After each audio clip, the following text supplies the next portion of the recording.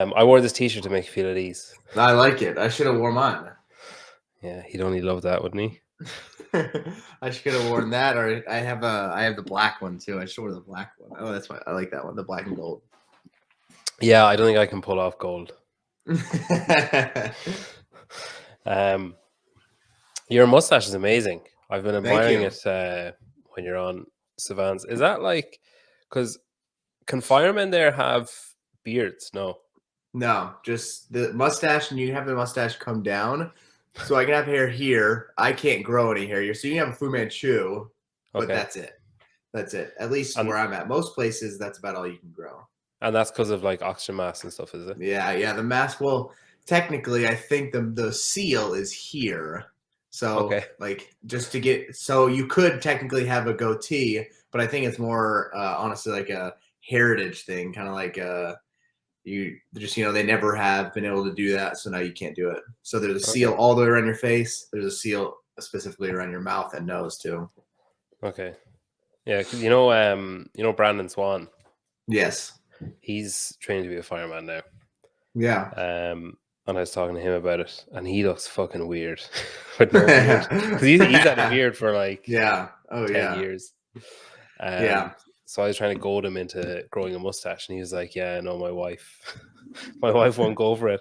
And I was like, "Well, I said what he should do is grow like a Hitler mustache, and then be like, well, it's this, or you let me grow a proper. Like they're your two choices. I'm gonna grow something. Yeah, it's gonna be something, and it's either this or proper. So it's your call. Do you live in Cockfield? Yes. Yep. Have you always lived there? Yep, whole life. Oh, okay. And so you're like what, 23, 22? I'll be 22. I'll be 23. Like I guess a month from today. It was 26th July. Is there a dog in there? Yeah, you can hear that. Yeah, what kind of dog is it? A lab. I have a lab. Oh, cool. Walking around the hardwood. Yeah, I like dogs. That's cool. If he wants to interject at any point, he's welcome. No. No, we don't need that. We don't need that. Too much of a distraction. Yeah. So you Buffalo Brew is that in Mayhem itself, or is it the okay? Yeah, it's in so there's a office area in front of Mayhem. So the building that Mayhem is in was a furniture store / warehouse. So like the front area was kind of the store, this show area, and then the back was the warehouse. Mm-hmm. And so the front now, what we have is at least there's kind of two fronts to it. So there's the side front, which is the Mayhem apparel store, and then the front side of the gym building is the Buffalo Brew. And plus some offices. Did you train there when you were doing like all the time? Have you always trained in Mayhem? Yeah, that's where I started. That's where I've been the whole time. And has it changed much like since then? So we're in I think this is technically the fourth Mayhem that we're in. I started when we were at the last Mayhem, so we're third Mayhem, and then before that, I don't know. I think it's went through maybe 5, but the first 2 are like very short-lived for a few months, and then a few months at the other place, and then it was at Tennessee Tech for a while, and it was just Cookville CrossFit. Now the first true Mayhem building was where I started, and now we're at a much bigger building, the warehouse building that we're at now. So yeah, that's where I've been the whole time. And do you get like because you're like on a Mayhem team that's going to the games, are you allowed to just take whatever you want in Buffalo Brew? You'd just be like, do they just leave like 5 on the counter for you when you're walking in every day? No. Technically, I didn't really get anything for free at all from Buffalo Brew until I guess you could say now I have a discount code and everything, so I would be a Buffalo Brew sponsored athlete. There's no contract or anything we have written, but they'll give us some free coffee to take home, and when we're there, they usually they have a big thing of the drip coffee that they have, and that's usually free for us. But everything else I just pay for, and I think I get a discount for being a Buffalo Brew athlete and posting about them and everything. Yeah, I mean, yeah. I was watching Tyler Christopher, A Day in the Life of Tyler Christopher. I think it was on the Mayhem. Yeah. Do they know everyone's order, or is he special? Do they know everyone? Like, it depends. Like, so there's some guys, like I know Tyler goes there often, and Rich goes there very often too. So they both like those guys have an order that they always get. For me, if I go in there, honestly, I just usually get like a black coffee, and then Chris, you'd be pretty insulted if they didn't remember that. If you were going up and they were like, "What was it again?" It's like it's just a black coffee. This is the 15th time we've had this conversation today. You'd also be pretty pissed off if you were rich and it's yours, and they're like, "What do you like to drink?" Like that's the first one, you know. It's just just a black coffee, and I actually own this place. No. So who hired you? Who said that you were? Yeah, exactly. No, I usually do a black coffee. Sometimes I'll do a burrito, and the burrito is big. It's like 1,000-calorie burrito, so that's not an everyday thing. But if I go in there, Chris, the guy who runs it, he usually asks me, "Hey, you want a burrito?" I'm like, "Oh, dude, I got to train in like 10, 15 minutes to get a burrito today." I can only have rest days or lunch only. Yeah. Do you think like has Cockfield changed as a result of Mayhem being there? Do you think? Oh yeah, I think there was this was years ago, so I want to say almost like 5, maybe more years ago, that in the top 10 attractions in Cookville, obviously there's not many, but the top 10 that it would I think Mayhem was number 3. So because we have a lot of businesses here and a lot of office buildings, so a lot of plants like factories and plants and a lot of stuff that's here. So so we have a lot of, I would say we have a lot of business people coming in and out, like Academy Sports. I don't know if you know this store. They're super big, and we have a big warehouse here. So we have a lot of people that come in for that stuff. And so you kind of like, it's pretty industrialized. Part of Cookville is really industrial. So we always have tons of visitors for that. But then Mayhem was right up there with that stuff as a reason people come Cookville. So yeah, I think it has a pretty major impact on it. I think the city notices that. Yeah. But I think even like you often see people who are going to like, somewhere in that general area, and they'll detour like 14 hours out of their way just to go in, just to see it. Like I think a lot of people are just like, I was there once, like that's all. They just want to be able, even if they didn't do like a train with Rich or whatever, it's just like, oh yeah, I was there. I touched the wall and then left. It's people, especially if they're from out of country, they'll drive, like you say, they'll drive hours, even if it seems like unreasonable. They'll drive to us. Like they're like, yeah, well, I had someone getting married in Florida, so I just figured I'd drive by. That's like 12 hours. Yeah, like, I was visiting family in Alaska, and I thought I'd call down. I thought I'd come. Yeah. No, but yeah, people, especially if people come to Nashville. Nashville's an hour away. Yeah. So if people are going to Nashville, they almost always drop in. So just because an hour is like, if you're not going to go to Nashville very often, you might as well make the hour trip to go there. Yeah. Do you listen to podcasts as well as appear on them? I used to listen to a lot more. Since training has picked up a lot. Just like I don't listen to anything. Like the only thing I listen to is like maybe some music when I'm working out. Like other than that, I'm usually because I work for Mayhem outside of just being an athlete, and then I obviously am a firefighter full time. So any time I have that's free time is spent like trying to be like a vegetable, just like watching TV or just like doing nothing, eating like something super, super like nothing I have to think about. Really try to do nothing CrossFit, especially. But that time is very, very limited, like maybe a few hours a week. Well, is there a set shift rota for firefighting? Do you do like 2 days on, 2 days off or something like that? Or yeah, so most of the US, I'm not sure about the rest of the world. I'm pretty sure the rest of the world is very similar to this, is a day. So 24 on and 48 off. That's the standard. A lot of people out west. So like, I know Colorado does it a lot, and I'm pretty sure California is kind of big into it, doing the 48 on and then 96 off. So it's the same schedule, but it's doubled basically. 2 days on, 4 days off. And in those 24 hours, are you in your house on call, or are you in the station on call, or how does that work? In the station on call, yeah. So we're in the station completely, you're pretty much there for the whole day. You're with you're wherever the truck goes.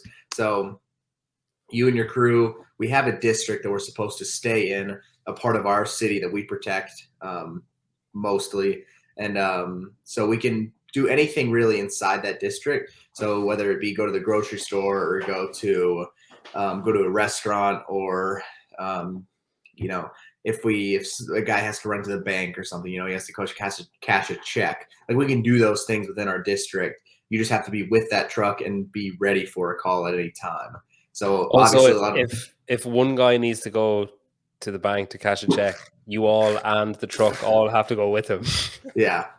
So usually, like, I mean, it's kind of like a family though. So like, you don't really feel bad about doing something like that, because it's almost like, it's just, that's what you do. It's just how it is. Yeah. Like, if you have something to do that day, you got to do it.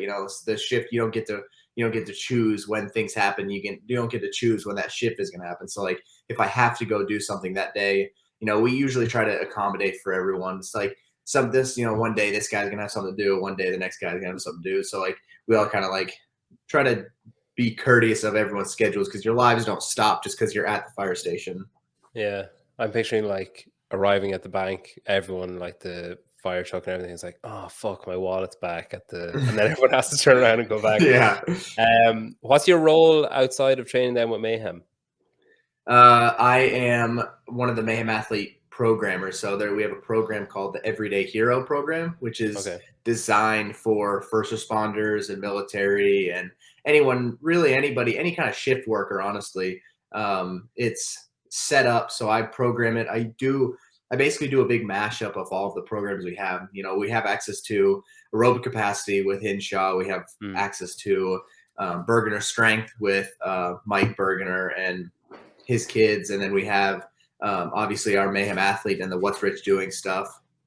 So I usually try to, and then we have bodybuilding done by Josh Malone, who works at Mayhem. Just a big bodybuilder guy and very smart, has a lot of knowledge on the bodybuilding side. So we have a ton of different things for me to pull from. And so I try to pull any kind of different workout that I think that would pertain to a first responder scene, or maybe a military-esque style mission or something. So I try to think about stuff like that. When I'm programming that, I'll pull pieces. So, if any firefighters or cops or military guys, they like to get a good pump. They like to bro out, especially if you're at the fire station. I try to think about if it was me. When I'm at the fire station, sometimes me and the guys, we just want to do bench press and bicep curls. So Josh programs his bodybuilding. I throw a couple days in with that stuff, because some days you don't want to go down there and do rowing intervals or whatever it is. You want to go down there and just hang out, and sometimes that's all you have time for too. And it's good to kind of build community that way. And then obviously there's the regular CrossFit workouts that we do. And I try to program 3 different levels of it. So there's the chief level, which is the hardest level, kind of like more for a true athlete, somebody who's trying to compete, at least locally, maybe some kind of local competitions. There's an intermediate version, which we call the officer. So the officer is kind of in the middle ground. Most people in service jobs know those terms. So is right in the middle. And that's kind of like, maybe you can do it, maybe you can't. Like, if you're new, you might be able to do it. Or if maybe you had a long day and you don't want to do the cheap version, you can do that intermediate version. It kind of gives someone else another option. And then the recruit version is like the newbie version, like the easiest version I can do. And it usually has very low equipment. So like maybe some dumbbells, maybe a kettlebell and a jump rope, like usually no machines, no high skill, anything. Like, I think the most high skill stuff we do is like ring rows or maybe some strict pull-ups, but nothing crazy. Something that I think anybody could do if they're just getting into CrossFit. So I try to think about it as, I would normally do the chief version, but then if I wanted to get the guy who hasn't worked out in 5 or 10 years to come down and work out with me, I say, hey man, it's just like rowing and push-ups and air squats, like 3 or 4 rounds of that. It's not too much. You can try it out. So I try to think about that when I'm programming that stuff. I'm trying to program it for anybody in CrossFit, or anybody who wants to try CrossFit. They can kind of ease into it, either with the bodybuilding, with Olympic weightlifting, whether it's just, the running from Hinshaw or rowing intervals from him or a true CrossFit workout. So there's tons of different ways to get into it. And we've had some great feedback for it, and I enjoy programming it. Yeah, you won. Didn't you win the occupational games in 2 different categories? Yeah. The firefighter and then the first responder category, which is I can compete in that because I'm an EMT. Okay, so I mean, you're probably a good guy to have in charge of programming. That was advertising. That was actually most of the reason why I wanted to do the occupational games is. People follow Mayhem Athlete, their program, because you're getting programming from Rich Froning, the fittest man on earth and the fittest team on earth. He's tested, he's proven it that he's the best. He knows what he's doing. So I was like, if I can win that title, we can put that on our everyday hero. It's the same idea. It's like, oh man, I'm a firefighter. I want to be the fittest I can be. Where should I look for programming? Well, that guy's the best in the world. I should go see what he's up to. At least that in my thinking, that kind of made the most sense to me is why I would want to follow the program of the best. So that's why we decided that me competing in would probably be would be good. Even if I got second or third, they'd say, man, that guy's second or third. That's really awesome. Like I want to be kind of at that level. So yeah, would second or third have been as readily accepted? Not quite. I don't think so, but I guess it would have been all right. It would have been everything I had. Yeah. It's like he came second. Shh, don't put that on the. Don't put that. Maybe say fittest firefighter in Tennessee or something. Find a way to make him sound like the best. Yeah, fittest firefighter in Cockfield. So you've done a good few shows with Sevan. I think you've done a few like where you kind of pop in and it's like it could be you and Rich or you and Sam or whoever. I think you've done some like longer form ones.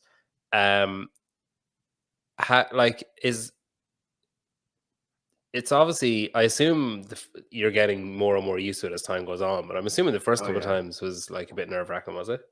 Oh yeah, like I always kind of, before I went on his podcast or any podcast, I was like, I'm pretty chill. I can just I can carry a conversation and not really worry too much about it. But then I get on there and I'm like kind of freezing up and I'm not really saying as much as I want to say. Like I'm not elaborating as much as I should. And I was like, I'll watch it back, or my girlfriend will watch it back. And she's like, why didn't you say anything? Like, why didn't you say more about that? Like you cut yourself off. I'm like, I don't know. I got nervous. And then no, I'm definitely way more comfortable doing it now. I was like, I'll just say whatever. Yeah. I think the thing, especially with Sevan, the thing is like, I feel like you could easily just be having a really enjoyable conversation with him and then be like, afterwards be like, oops, I didn't mean to say that. I feel like he could draw things out of people that they're not necessarily ready to talk about or willing to talk about. Like, whereas like, oh, fuck, I wasn't supposed to talk about that. And do you enjoy doing them? Oh yeah. Yeah. I enjoy it. And especially since like, Rich and Sevan and I and Brian Friend, we've all kind of gotten a little bit closer because Rich and Sevan were close back in the day and they didn't really talk as much. And I watched a lot of Sevan's podcasts and I really enjoyed listening to it or watching it. And then I kind of just started talking to him and saying, hey, I wanted to come on or something. And so I came on. Relationship between me and him and Brian, obviously, because he's just super smart and it's kind of cool to hear what he has to say. And then Rich wanted to get on it because it's just a fun time. So Rich and Sevan were, I mean, it's not that they didn't like not like each other or anything. They just didn't have any reason to talk. Yeah. And Sevan kind of told me that he's like, man, I'd really like to get Rich on, or we had this conversation. He's like, man, I'd like to have you and Rich like on more. And so I think Rich enjoys it too. So it's fun that we've gotten closer, and it's like kind of just going on and like being on FaceTime with your friends. You're just not like, you're not really thinking about the people listening or watching. You're just kind of having a conversation with your friends over FaceTime. Yeah. See, like there's always a thing of, there's an element of trust where like, say, like you coming on here, there's a level of assumed trust. Like we don't know each other, but there's a level of assumed trust where you're like, okay, I assume he's not going to fuck me over. Like I assume he's not going to edit this to make me look like a dickhead or like, whatever. But then there's also that thing of like that's heightened on a show like that because it's live. So it's like anything that's said is out there forever, and like it's not like you can. That's the funniest part about Sevan though, is he will fuck you. Like that's what it is. You're getting on there and he's gonna put you in a position where you're like, man, I don't want to talk about this. Yeah. Fucking hell, he's dangerous. But he's I think that's part of why I like going on there, because like I think if you ever go back and you watch any of his shows, like he'll say something, or maybe I'll read something in the chat even, and I'll just start laughing. Like I can't stop laughing. And there'll be times where like I'll have to move away or like put my hand over my mouth because I'm just still laughing. And like if they ask me why I'm laughing and I tell them I'm laughing about a joke you made 5 minutes ago, they're gonna think I'm so weird. Yeah. And if it's a joke Sevan made, he'd fucking love it if you were still laughing at it 5 minutes later. I don't know. I remember seeing Hopper on it once, and Sevan was asking him a question, and he just was like totally glazed over. And I was like, the fuck is wrong with him? I was like, his feed must be frozen or something. And then Sevan was like, oh, he's gone. And then Hopper goes, yeah, well, you know that guy, and he was obviously reading the comments, and he's like, he was waiting for an argument back of this guy. So I think like whenever I watch that show, I get drawn into the comments just watching it, and I'm like, God, imagine being on it and you can see the comments, and imagine fighting the urge to be like, hey, fuck that guy. Like, because I'll be like, I'll read some of it, and sometimes there's some funny stuff in there too, and I'll be like cracking up at the comments. And I think on the last call, the last one we were on, he was like, what are you laughing at? I'm like, sorry, I'm not laughing at you guys. I'm laughing at the group chat. Like, this stuff's ridiculous. Yeah, it's always like Dick Butter or someone like that says Dick Butter, and you're just I remember when that, I don't know who runs it. Do you know who runs it? No. The Dick Butter. See, I don't know either, but I remember when it started. I think I was on my flight to Miami, maybe it was after that. Anyways, I was getting on a flight and I got a new follower on Instagram. It was Dick Butter, and then I clicked on it. It said Dick Butter, Richard Margarine, the full name. I go, that's good. And I sent it to Sevan. Had followed them back because they had followed me, Sevan, like people who were on the podcast, and I took a screenshot of it and I sent it to him and Rich. I go, who is this? I go, Sevan, do you know this guy? And he goes, no, I don't know him, but it's funny. Yeah. And then he kept coming in the comments. But it's cool though as well, because there's like a little subculture growing up. Like it's funny if you're anytime you're on it, say when they're just starting or whatever, everyone in the group chat is like saying good morning to each other, and I find it so weird that it's like, hey guys, well, it's like they're actually in a room. It's like, hey, what's up? Like, you know, when they walk in and sit down or whatever. But yeah, no, it's good. It's a good show. I like it. It's a whole community. When you're like training in Mayhem, then like maybe you grew up around it, so it's more normal or whatever. But like, there's so much media and so much like stuff. Like there's in-house stuff, there's people coming in to do stuff, there's like, I assume Whoop are there, Reebok are there, like, you know, the Mayhem themselves are there, whoever, different content creators and stuff are all calling in all the time, and then it probably ramps up around certain times of year and stuff. Is it like, do you just totally get used to that and it doesn't phase you at all anymore, or are there still days where you're like, oh, can we not just like train and not do any of that stuff? Well, I can definitely speak for our Mayhem crew. Is they're pretty good about not being in the way at all. They just kind of come up, take their shots, or do whatever. And obviously those guys work for Mayhem. They're not on a certain like time period of work, so they kind of just run.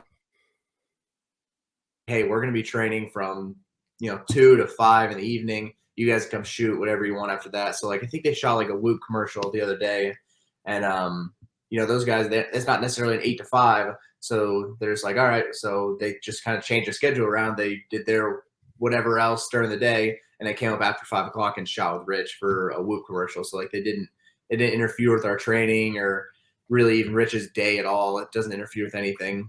So those guys are really good about just kind of going with the flow and fitting in where they can. But then obviously when we have other people from other sponsors or other companies, or maybe it's just like people filming for whatever reason, I would say everyone's pretty understanding that, like, especially this time of year, it's really serious and we can't just stop and like take these pictures or whatever. We have a pretty regimented schedule that we have to stick to get our training done. So everyone's pretty accommodating about time wise for sure. But yeah, it's it's been like that ever since I started. So there's been a camera in Rich's face for since I'd say for about 10 years, maybe over 10 years now. So it's nothing new to me. I've seen it for a while. I actually have the Whoop, the Mayhem Whoop strap. Oh yeah, yeah. I didn't pay for it, but I have it. I stole it. No, someone gave it to me. It is actually nice though. It's the only one. The rest of them all have like the the little metal clasp thing, like camouflages in with the rest of it. But I like that it's different. It kind of I like them. Is that? Do you think that makes it easier for you doing stuff like this or doing stuff like Sevan's show and stuff? The fact that media is so prevalent, or like that you're always around it, so it's less of a I don't know, like you don't stick out as much, maybe. Yeah, I think a lot of it is is really just, I guess, growing up and watching those guys in front of the camera, like how they act. Like they don't really change how they act, and I feel like that's not true for the rest of the world. I'd say for CrossFit in general, like you can get a pretty good idea of how someone is in real life when you watch videos of them. I feel like that's CrossFit in general. I feel like everyone I would say, not say everyone, but I would say a good majority of CrossFit is pretty genuine people. Even people at the top, they're pretty genuine. Whether they're genuinely a prick or genuinely like really nice, they're genuine. It's just whatever it is, you're getting it. So I think that's pretty cool. But like, especially modern day, you don't get that on TV. You don't get that from reality stars or anything. Like when you're watching shows, you're like, man, that guy seems terrible, or that guy seems really cool. And in person, they could be totally different. So watching the people I was around, obviously Rich, just be like, 100% who he is when the camera's on is like, all right, I want to be like that. I don't want to like try to be somebody cool or funny or different when the camera's around. I'm just going to be myself. So I just it's pretty easy to just go with the flow, just like whatever. How did you start doing CrossFit? So Rich came to my school when I was in middle school, took us through a workout, and this was right after he had won the 2012 games. Came to my school, came to my gym class, ran us through a little CrossFit workout, like some burpees, I think some shuttle runs or something. And did you know who he was or what CrossFit was then? No, I barely knew who he was. So I have a magazine. It's like up on my bookshelf right now. Rich was on the cover of it, and my mom had a subscription to that magazine. I need this magazine. she had a subscription to the magazine, and she had gotten it. My dad had shown me. He goes, "Hey, it was on TV one day." He said, "Hey, that guy's from Cookville or whatever," and I was like, "Yeah, whatever." I didn't really watch much of it, and then I saw the article they had written on him. He was on the cover, and I was like, "Oh man, that's pretty cool." And I think I brought it into school, and I was like showing it to my friends, and my teachers saw it, and they go, "Oh yeah, that guy's gonna be here next week or in a couple of days," or whatever she said. I was like, "Oh cool, whatever." And she's like, "You should bring that, and he'll sign it." And I was like, "Oh yeah, definitely. I mean, yeah, I'll do that." And so I brought it, and he signed it. And I asked him if I could go to the gym, and he's like, "Yeah, yeah, we are gonna start up a teens class soon, but he goes, yeah, if you come to the intro class, you can come." So I think the next week I started. That's crazy, isn't it? When you think now of what's happening, it's like, oh yeah, stuff like that is bizarre. Like it's so. So what age were you then?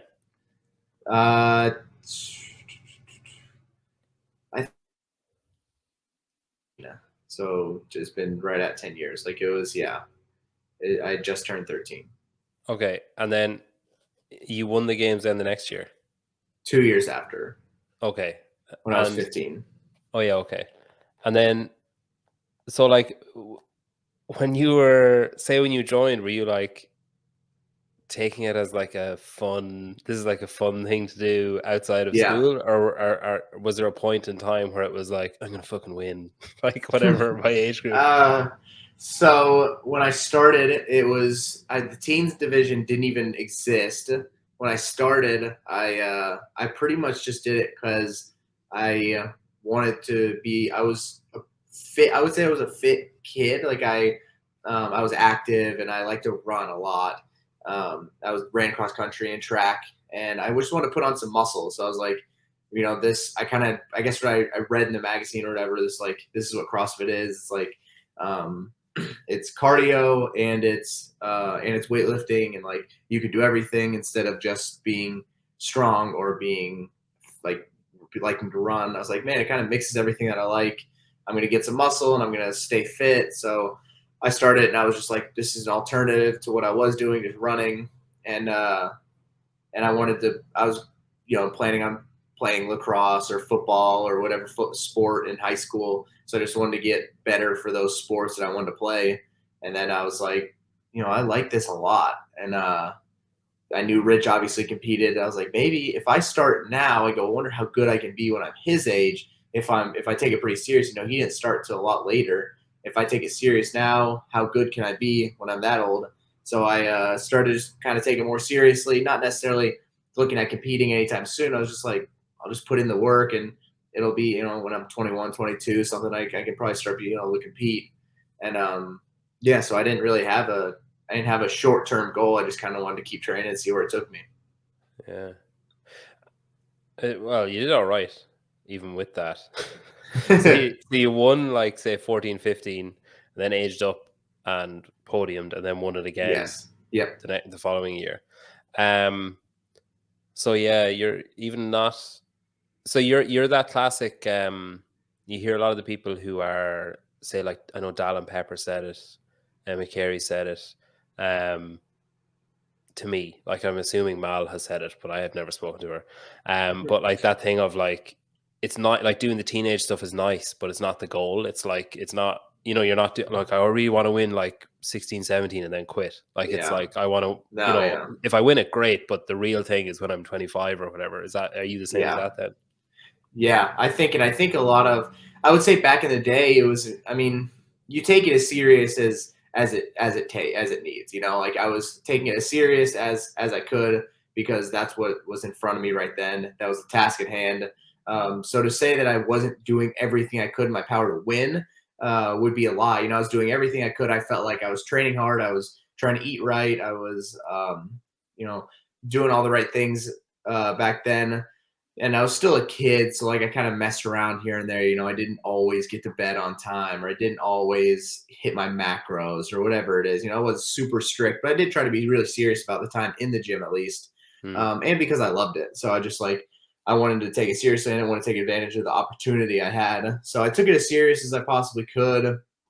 But I didn't think it was the end all be all. That was like, all right, when I turn 17, I'm going to try to win. And then after that, really, that's when the career is kind of just started, I feel like. And then I had a little bit of the detour there, but then like kind of that's pretty much what happened. I was younger and I was trying to compete at the highest level at that point, and I am trying to do that now. And did you get injured after, was it? Yes. So when I was 16 competing, I broke my back. While I was in training, and then I didn't know it for about a year, recovered from it, and then I bulged a couple discs, and that caused me some issues when I was 18, pulled out of that season, and then really didn't look back on CrossFit for a little while. Just kind of like, I was like, man, this is my life. My back is killing me. I can't figure out what's wrong with it. I'm just going to try to move on and do something else instead of this, instead of like heavy lifting and everything that's not bothering my back. And then I just kind of came back around and started to test stuff out, really let my body heal and mature. Honestly, a lot of maturing, let my body kind of do its thing. And like, so when you were in school and you were thinking, okay, I know Rich competes, and if I start now, what age will, like, when I'm his age, how good will I be or whatever? And then when you have that where you're like, oh fuck, there's something wrong with my back, like, is that like, is there an identity crisis there then? If all you've, like, it sounded like a lot of your eggs were in one basket there. Yeah, for sure. I didn't really know what I was gonna do. I was pretty lost, I guess. Yeah, is the best way to put it. And I didn't really know what I wanted to do. My plan was just to go to school anyways, go to college and work out and compete through college the best I could. And that's kind of the way that I started to lean, but I had to stop because of the injury. So yeah, I did have a little bit of an identity crisis because that was pretty much what I was doing with most of my time, was competing in CrossFit, training CrossFit, and everything like that. So yeah, it was an odd time for a little while. I didn't have any direction other than, all right, I guess I'm going to go to school. And did you cut, like, say, were you still in contact with people? Like, say, were you still talking to Rich and stuff, or did you just cut it out altogether? Like, because is it kind of like when you break up with someone and then you spend time with them, you're like, this isn't a good idea? A little bit, yeah. Like, I mean, I was doing a lot of different stuff as well. So like I was in school, and yeah, kind of like you said, it's like, it's not necessarily that I didn't really want to hang out or didn't want to be around it, but like I didn't have any reason to. I wasn't training that hard. I wasn't doing any of the stuff they were doing. So I just never really hung out around them as much. So I had a little bit of a hiatus of like training with them. And was the recovery just like time, or did you get assessed and realize what was wrong and do something, or was it just like not using it? Both. So it was a lot of early on, it was a lot of just like, all right, my back's messed up, I'm not going to do anything, just kind of like feeling sorry for myself almost. And whether it helped or not, who knows, like, but I'm sure a good bit of rest on it was better than nothing. I was just doing some simple bodybuilding stuff, nothing that really wore out the back. So yeah, a lot of that helped. And then kind of coming around and doing PT and stretching and figuring out how can I avoid issues like this in the future? Because bulging a disc is possible for everybody, or herniating this is possible for everybody, and finding out how to mitigate that for myself. And physical therapy, stretching, and different kind of recovery options, just trying anything out that's going to help. And it slowly got a lot better. And I believe just getting stronger, because I think since I was so young and I wasn't necessarily the strongest guy, but strong certainly for my frame, my muscles were getting stronger than my bones could at that rate. And I think everything maturing, kind of leveling out, was really good for me. Do you ever worry about it now? No. Yeah, a little bit. I don't worry about it nearly as much because I've kind of tested everything and it seems to be good. And I do have flare-ups. Like I'd say a couple days ago, I was squatting heavy and I did some heavy deadlifts right afterwards, and my back didn't feel the best the next day. But I think that's true for everybody. But knowing what I've been through, yesterday I chose to not. I was like, I'm not going to lift heavy from the ground today. I'm going to kind of take a day off and just do some accessory work on it and do other workouts. Like I did some sled pushing and handstand walking and stuff like that. Stuff that won't impact my back as much. And like, as the games draws near, then I'm not trying to put a hex in you or anything, or like, but like put a worm in your head or whatever. But like, it's pretty relentless. Like, it's not, you can't say on the third day, you can't be like, oh, I'm just going to do some like handstand push-ups instead. Like, you might be doing like shared deadlifts and then they're fucking taxing on anyone's back, like 4 people at once or whatever. And then you could be doing like yoke carries or whatever. Like you kind of don't really have a say. So like, are you thinking ahead of like, okay, if I rest it when I need to now, I won't have to like abandon something later on? Is that the general idea? Yeah. Usually I can, there's never a time where I can't do anything. Like, it has happened, but it's been a long time since I've been completely locked down, shut down to where I can't get up out of the bed or something like that. That hasn't happened in a while. But for training purposes, I definitely don't want to push it too far to, like, if it's a scale 1 or 7 on the pain scale, because then you could start getting that 8, 9, 10. You're going to start getting that diminishing return. Like, yeah, maybe I can push through this deadlift workout today, but what's tomorrow going to look like? What's the next day going to look like? So, yeah, like you're right. The games can, be pretty taxing on any part of the body, whether it's the legs or the back or the shoulder, something like that. I think everybody's in a very similar boat, that nobody's coming out unscathed. Everyone's coming out pretty beat up. Someone's got something, this guy maybe roll his ankle. The other guy may have strained his wrist. There's always something. Everyone's going to have something. But I think training as smart as possible and not pushing your body to injury in training would lead to a better weekend at the games. I think that pushing your body is good, but I think pushing it to injury is stupid, especially this time of year. Whether you want to finish a workout or not, or whether you want to just push through, I think it's really stupid this time of year. You want to be as healthy as possible. Showing up at the games healthy is the most important part. So if I can show up healthy, I'm pretty confident that I can make it through the games and not have any major issues show up within those 4 or 5 days. Yeah, hopefully. Anyway. Yeah. Yeah, I was up. There's an Irish team has qualified. Yeah. And I was up in their gym on Saturday, and their coach was like, "Oh, do you want to do the workout?" He texted me on Thursday. I was like, "Do you want to jump in on the workout? It's a partner workout. So do you want to jump in?" And I was like, "Yeah, okay." I was like I'm mostly training at home now because I have 2 kids and I'm doing this and whatever. So I was like, "Yeah, okay." In my head, I was like, fucking depends what it is. But I was like, sure. I was like, infinitely scalable, right? So then I text one of the guys who's on the team, and I was like, oh, do you know what the workout is for tomorrow? And he was like, sure do. And she sent me a screenshot, and it was like, oh fuck, it was like 6 rounds every 5 minutes, and it was like shared, and it was like 20 hang cleans, 100-meter run each, 20 burpees over bar, 100-meter run each, 20 push press, 100-meter run each, and then you rest to the next window or whatever. Yeah. But obviously I didn't know this at the time, but because he's on the team, he has a different track, the same workout, but it's different. So it was like, it was like RX 100 kilos. And I was like, fuck off, I'm not doing that. So I just replied, and I was like, scaled ladies weight, please. And then, when I got to the gym, it was different on the boards. Obviously for the commute, for everyone else, it was like 70 kilos or something.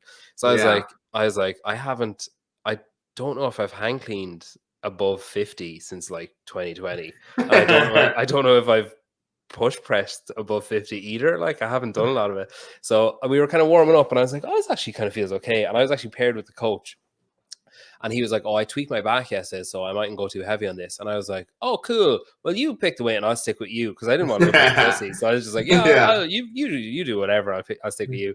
So we were warming up on his bar, and I set mine up at 60. So I know what that is in pounds, 120 something, 130 something. Yeah, 130. So I was like, using his bar to warm up, and then I did one a warm-up set at 60, and I was like, oh, that actually felt really good. And I was like, wait a minute, I was like, this is a trap, because there's 5 rounds or 6 rounds. So me saying that actually felt pretty good with 3 reps is pretty stupid. So he had his bar, and I walked over, and I was like, oh, I might just do 50 as well, actually. I think that would be a bit stupid doing that much. And he was like, oh, I've already put on 60. I'm actually going to do 60 as well. And I was like, oh, cool. Yeah, I'll do 62. So fuck, I am so sore today. When you were doing that whole thing about it's really important that you stay healthy and don't overreach or whatever. The whole way through that, I was just thinking, God, my traps are so, I can't, if someone asked me a question that I didn't know the answer to, I wouldn't be able to say I don't know without saying I don't know. I can't shrug my shoulders. It's just it's if someone asks me a question, why are you reacting? I'm shrugging my shoulders. No, you're not. It's just nothing's happening. So do you look at the other teams? Do you look at who else is qualifying? Do you care? Do you is it the same in team? I know in individual you can kind of be if Fikowski's doing it and there's a chipper, he'd probably do pretty well in that. Maybe I should, whatever. Whereas in team, I suppose there's a lot more unknowns in team, I guess, is there? There's so much more unknowns. A lot of the unknowns is how often people change the members of the team. So there could be a team that's incredible at, like you said, Fikowski for chippers. There could be a team that's all right, this team is gonna the run, whatever the long run is or whatever the swim is, they're gonna win that. That's what they got. It's not really like that, because you don't know who's changing up who on their team. You don't really know Yeah, I think like it's always there's so many variables because if it's let's say, and you don't know what got that team to do so well. So let's say I think one year there was a swim and they added everybody's time up. So like this guy, take all their times, add them up instead of okay, when your last person gets in, that's your time. When they add up all the times, it changes opposed to the last having all four people swimming. So you can have one great swimmer or two great swimmers and two bad swimmers and do really well on a combined time workout, but you could have two bad swimmers and do terrible on a whatever their time is the time that you get. So it's so hard to dictate what team is going to do well. There's usually a few teams at the top, and those teams sometimes stay. Like Invictus is always good. They've had a good team for, I think they said 13 years now. Freedom obviously is the best, and it's hard to compete against them.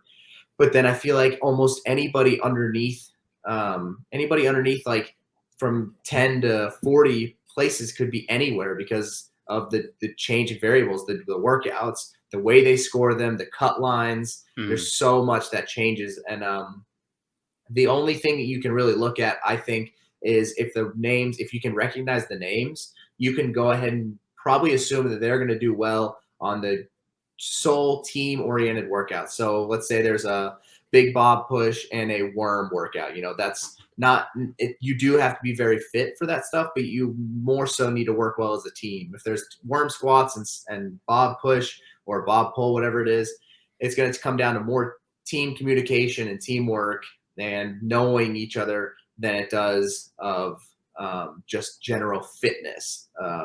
So knowing, and the teams that have been there several times, whether it's the same people or not, they have a couple of the same people, or maybe they have the same coach. So they're training very similar as whatever team has that under that name has before. So they're going to end up being pretty good at those sole team oriented workouts. Yeah. So you try to pay attention to some of it. Does any of it come down to my other sport that I'm interested in is like soccer, like football, like the Premier League, and sometimes teams do well or players do well for teams that just because it's that team, like the history and the lineage and the name just gives them like an extra foot in height or just an extra yard in pace or whatever, just because it's Arsenal or Man U. Well, it's probably not because it's Arsenal, but whoever. Does any of that factor in with Mayhem? Like when it's like, does any of it, like, is your chest puffed out a little bit more because of the history? Like, I think so. Yeah, I think there's a lot to live up to. I think, the last time Independence had competed, I think they tried to do a team in 2020, but obviously that never happened. And then obviously in 2018, they had a great team, took fourth. And I think just having the Mayhem name on you at all, there's something to live up to there. But there's also kind of like what I said is when you see a team name, you know that even if it's different people on that team, they're probably going to do good because of the way they've trained before and the way that team's been on the leaderboard years before and the way and the coach that they have, because we have Rich, who I think is the best competitor that's ever been in the sport. He's just the smartest competitor, the guy who's seen the most for sure, who's been in the most winning scenarios. He knows what it takes to win. He knows what it takes to win for a team, no doubt. So having him to talk to and bounce ideas off, I think gives us an edge for sure. Because at the end of the day, it comes down to your fitness level, but it comes down to your teamwork, and it comes down to staying level-headed all weekend long. Like there's a lot more that goes into CrossFit Games weekend than just your fitness level. So I think having him in our corner is extremely important, extremely helpful. Do you think will a time come where he's like, okay, like piss off now? Like, do you think if it's like if you're in first and they're in second coming into day 3, or if vice versa, if you're like 50 points behind, will he just be like, will he be like, yeah, this is finished now? Like this is like, I'm not really happy anymore. I don't think so. I think he's a pretty good team. We see ourselves as one big team. obviously they want to win. Obviously we want to do as well as possible. They're so good and they're so untouchable that I think they're pretty confident in their ability to win no matter who knows what, no matter if we know their exact strategy, know when they're breaking, know when they're going to lift the worm or when they're going to, do their next set. It doesn't matter what they tell us. They're so much better than everybody else, so far away that you can't, just because you know what they're doing doesn't mean you're going to be able to execute it as well as they are. So I think he's going to be pretty helpful. We've never been in this scenario, but I think he, if someone were to beat him, I'm sure he'd rather it be us than anybody else, if I had to guess. Yeah. I've seen other people say like that they're kind of, they've given out like, say, thinly veiled disgruntlement at the fact that it's all of the narrative is around Mayhem, like say Rich's team and Iceland. And then it's just like no other team is getting a look in because of who they are or whatever. Is that like, does that frustrate you at all? Or are you just kind of like, I honestly don't give a shit, I just want to go and do it? No, I just want to go and do my job. I don't care what kind of publicity they give us or what press they give us. I don't care. I'm there to do a job, and I don't really care who's looking out for us, or who's wanting us to do good, or we have a great support system, but I don't care that that they keep the camera on Mayhem and Reykjavik. I understand why they're doing it. It's a money making opportunity for sure because they can draw more people to the teams. If anything, it may help us out by getting more people to watch the teams, getting more people involved in the teams. Because I think it's cool to watch and it's cool to be a part of, since it's so different than individual. There's so many more moving parts. I think it can be really interesting, especially the workouts that they come out. They program some really cool stuff for us. Yeah. When you came back, then when you went back to training CrossFit, did you go back to training CrossFit thinking I want to compete again, or did you go back saying like I enjoyed training CrossFit, so I'm gonna train it, and then a switch flicked later on where you're like, fuck it, I'm going for it again? So I never truly stopped CrossFit at all. Like I was still doing any of the Metcons or just conditioning pieces that I could. Now I wasn't training necessarily. It wasn't like, all right, what do I have for today? I got to do these intervals. I got to do that lifting cycle. It wasn't anything like that. It was, what's really what's going to keep me healthy, what's going to keep me strong, what's going to make my cardio better. Like really just the main certain most people's, I would say what most people's goals are, not like how am I going to get better at this movement today, or how am I going to, get a leg up on that guy today. I'm not worried about that kind of stuff. I'm just trying to get in there, do the best I can, get a little fitter. And I kind of flipped the switch when Rich signed me up as one of their alternates last year on their team. And I was like, well, if he believes that I have some fitness in me, he wouldn't have me sign up if he's like, oh, if we get him, we're not going to win the games. He probably thought that, okay, maybe we can groom this guy to come back and be on a winning team. Like he wouldn't have asked me if he didn't think that I could be part of his winning team if I had to. Not necessarily that he wanted it to happen, but I think I could have gotten there if he needed me to. And so I kind of just like, all right, this is it. I was working some part-time jobs outside of firefighting at the time. I was like, that's it. Screw it. I'm not going to do anything like that. I'm just going to train. I'm just going to train as hard as I can and see where it takes me. And last season, it went pretty well, making it the last chance and kind of missing the games by a few spots was upsetting. But then this year is just all CrossFit. Is like it's completely flipped that switch, and it's completely just, training, recovery, eating, sleeping, like just straight up. And was there ever a point in time this year where you were like, oh, maybe I'll go individual instead? No. Well, afterwards, yeah, for sure. After missing it by so close, I think immediately I was like, all right, I'm going to individual next year. I have to. I'm so close. I really want to make it. I just need to kind of tweak a few different things and change a few things in my game plan. And, I'm there. I'm going to make it. I truly believe that I could make it. I didn't think I was a shoo-in, but I knew I'd go, okay, after a few months of hard work, I was close. Let's do another full year of just training hard and getting after it. And making these good decisions. I go, we're going to make it. Like, that's the plan. And then I think around September, had thought about making a team, and Rich wanted us to put a team together. He had asked me, and I was like, yeah, man, like, let's do it. I'm not missing out on anything. I got plenty of years to go individual. Whether I could have made it this year or not, doesn't matter.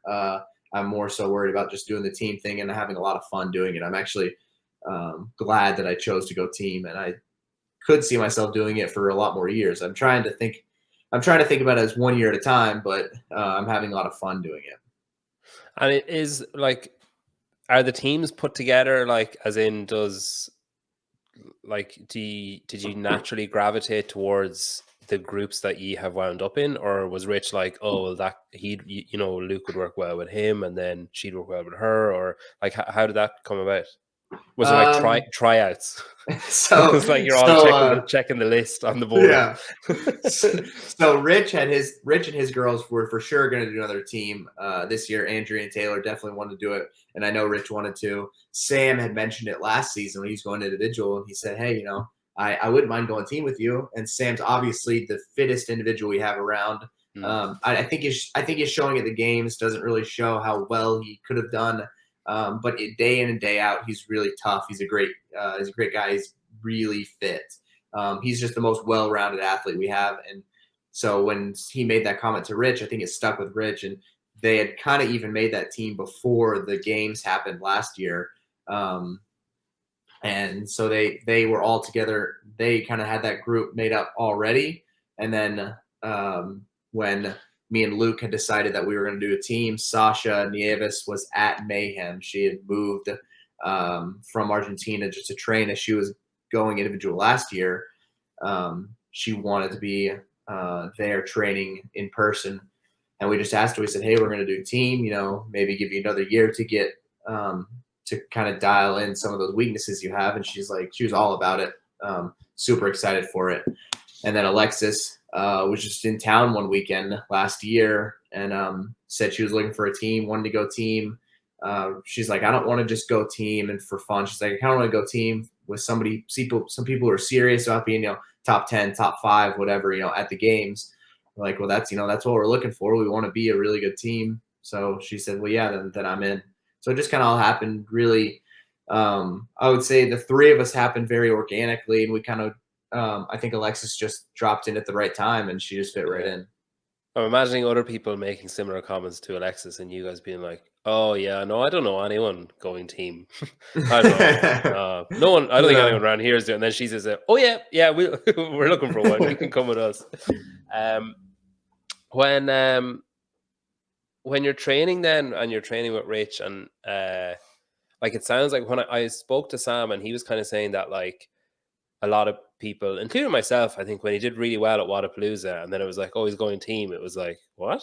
It's like, yeah, he just did really well at Wodapalooza, which is not strike when the iron's hot. But then from what he was saying about it, he was like, no, like, this gives me a year to get better at all the things that I think I'm shit at, or that's holding me back. Yeah. And then, like, he was like, this is all part of a plan to be a better individual when I come back out of being on team. Yeah. And it sounds like it's the same for you, and it sounds like it's the same for a lot of people on team, basically. Then the last, I suppose, like, couple of months has been a lot of talk about, like, whether or not it's Rich's last year, and that he's kind of half said it but not said it, but then other times it seems he has said it, but then, like, I know there's a lot of kind of talk about it. Is there any part of you that's like, well, someone's going to need to step in there if he does step away, or is that like a poison chalice where it's like you're just doomed to never be as good, so what's the point? So I have thought about it a lot. Like, I mean, I feel like somebody has to carry the torch for Mayhem. I feel like somebody has to keep the Mayhem name in the affiliate cup conversation for sure. Now, whether that means they're going to retire the Freedom name, I'm not sure. They may do that. I haven't thought about it well enough if they're going to do that or not, but they might. But if they don't, and the kind of the pieces fall where they do next year, if someone comes up to me and asks me to do the Mayhem team, or like to kind of, like you said, just go into try to fill in Rich's shoes, I would love to do it. Like it'd be hard to pass up for him to say, hey, you know, I'm going to retire. I think you'd fit well on this team. We think, you know, whatever, we think you can lead them in a good way or be a good piece of this team. It'd be hard to say no. Like I said, I'm trying to take it 1 year at a time. I'm trying to think too far ahead. I like the team stuff this year. I would have to have the right team to do it again next year and the years after that. So it'd have to be the right people who wanted to do it for the right reasons. And but to go individual after this year would still be a great opportunity. I would still have a lot of fun doing it. So really, I could go either way right now, whether it's individual or team. I'm not really sold on either one just yet. I could kind of go either way depending on who asks. There'd have to be some sort of symbolic gesture if he did ask. Like he'd have to like put his whoop strap on you, or you know, thinking of like passing the captain's armband. There has to be something giving, like put on his shoes, or I don't know. There has to be something there. Is he like, he seems like kind of casual, like he's obviously very serious and he's very like methodical and driven and everything else. But like with those kind of conversations, anything I've heard of him, like I interviewed Chase like nearly 18 months ago.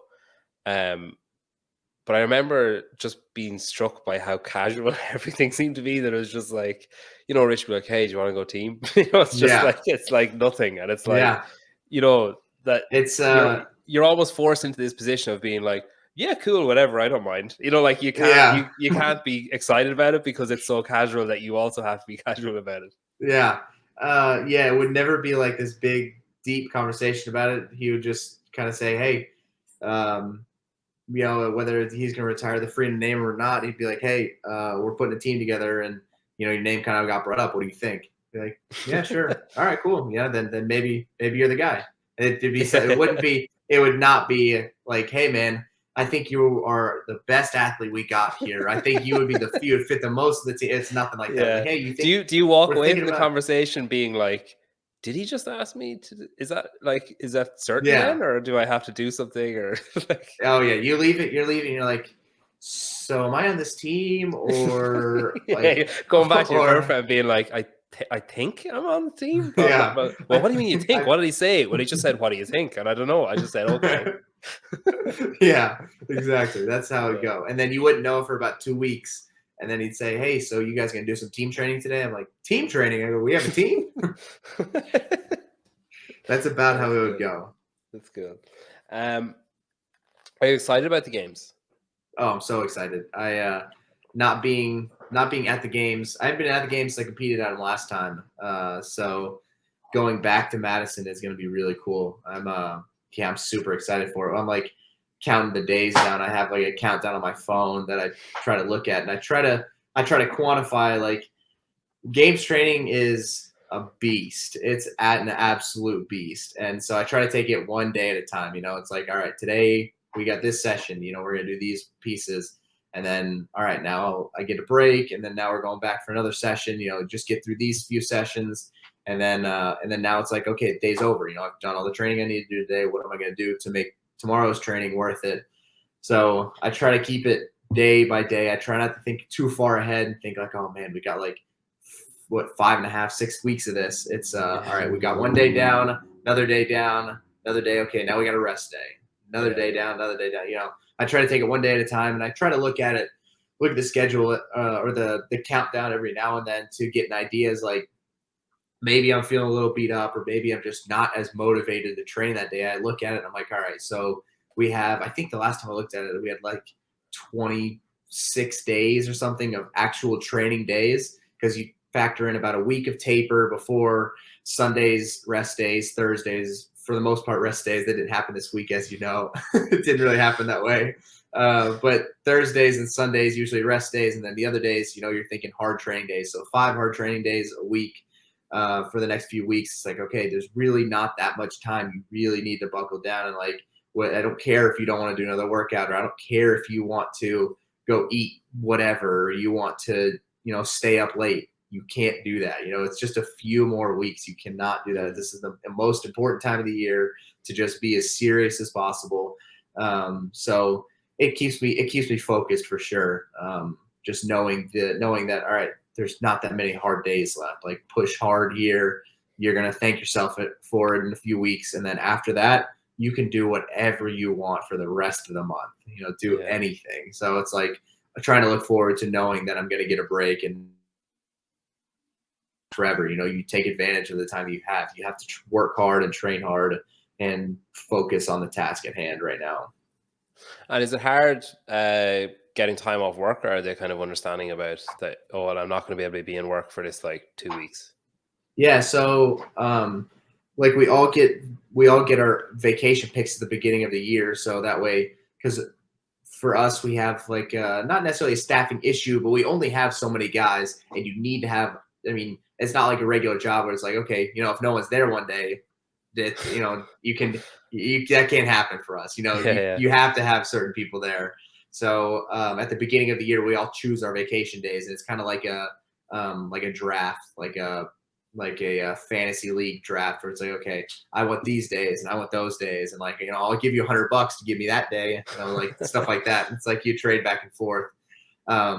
So I got the days that I needed off for the whole season, because I took a few at quarterfinals. The Open I didn't take them. I didn't really worry about that. I took a few at quarterfinals. I took a couple during the semifinals weekend, and then I took a bunch. I took most of my vacation around the games. So a few days before, and then that week, and then the week after is just all vacation for me. So I planned it out like that. Is that an Avengers poster on your wall there? Yeah, I got all kinds of posters in here. I got Avengers. I got that wood fireman over there. I got my license plate. I got another fire. I thought that was a samurai. I thought that was a samurai, and I was like, "What is the relevance of a samurai on an American flag?" I was like, "I don't get it." But that makes way more sense. There's all kinds of crazy stuff. I got this above me. Let's see. Oh yeah, okay. I got a deer above me. Yeah, I got all kinds of crazy stuff. Did you watch Doctor Strange, the new Doctor Strange? No, I haven't. I've wanted to. I watched went to see Top Gun. Was it good? Yeah. I don't know, like Doctor Strange it is strange. Like it's I think I saw the first one. Yeah. And I was like, about 20 minutes in, I was like, oh fuck, okay. Like they're really leaning into like this is weird. Like it was visually impressive, but it's like Inception. You know, remember Inception with Leonardo DiCaprio where you're like, what the fuck is going on? Like, what am I looking at? This one's very similar. Yeah, this one's way more like that. Like it's like there was parts of it where I was just like, what is happening? And I'm quite good at following. And like my wife is not that good at following. And she's especially not that good at following when it's Marvel, because she's only like so invested in it anyway. I'm like heavily invested in it. So she'd be like, she's like, who's that? And I'm like, oh come on. I was like, I was like, oh, that's that guy who's, you know, like that's the brother, and then they do whatever. So she reluctantly asks me sometimes, like, who, you know, who's it? And like last night she was like, who's this? And I was trying to sound confident, being like, I think they're in a different universe now. I was like, I think that's the same guy, but a different version of him that was in the. I was like, I actually don't fucking know what's going on. Can't follow it right now, yeah. Yeah, but Thor is coming out like in 2 weeks, so I'm excited about that. That'll be great. They're always really good. Listen, we'll finish with a quick fire. Yeah. So they're all either or, I think. Barbell or dumbbell? Barbell for sure. Cardio or gymnastics? Gymnastics, definitely. Bike or row? Bike. Would you rather? Maybe this is a bit grim. Oh fuck it. Would you rather be called out to a fire or a traffic accident? Fire. Definitely fire. Why is that? I suppose a traffic accident is it's guaranteed gruesome, I suppose, isn't it? Yeah, you're usually gonna deal with something you don't want to see. Yeah. And there's gonna, or it's just gonna be a lot of BS. You know, you're gonna be out on the side of the highway for a while. You're gonna get the cops out there, and it's just not. Sometimes it's fun. Like, don't get me wrong. There's some guys who just love getting the tools out and cutting people out of the cars and like getting those people out. Like that's cool, but I'd rather pull up our truck, 2 minutes down the road. Like the fire is right there in our backyard. We pull up and we're there by ourselves. Our crew is just me and my crew, and we're in there fighting the fire. And we have our other units coming in. They say, hey, what do you guys need? Nothing. We're gonna, we got this covered. You guys just hang out outside. Yeah. We'll let you know if we need anything. Like that's the best. It's just, yeah. It's when you're just like, we got it totally. Who has the worst taste in music on your team?